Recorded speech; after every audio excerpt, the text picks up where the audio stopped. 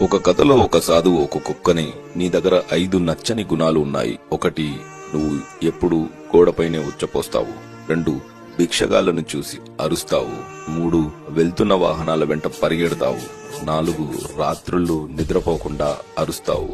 5, ఎవడు భోజనం పెట్టినా అది దొంగ వెదవైనా తోక ఊపుతావు. ఎందుకలాగా అని అడుగుతాడు.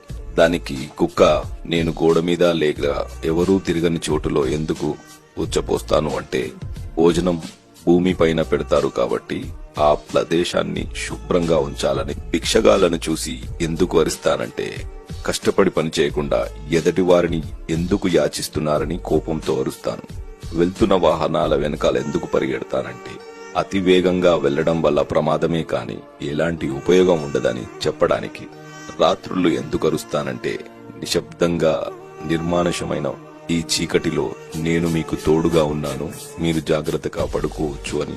మనుషులు 9 మంది సహాయపడి ఒకరు మోసగించిన అందరి మనుషుల్ని ద్వేషిస్తారు. కానీ 9 మంది మనుషులు మమ్మల్ని కొట్టినా, ఎవరో ఒకరు భోజనం పెడితే అది దొంగైనా సరే మేము అందరి మనుషులని నమ్ముతాం. అది మమ్మల్ని మనుషులకు భిన్నంగా విశ్వాసానికి చిహ్నంగా చేసింది.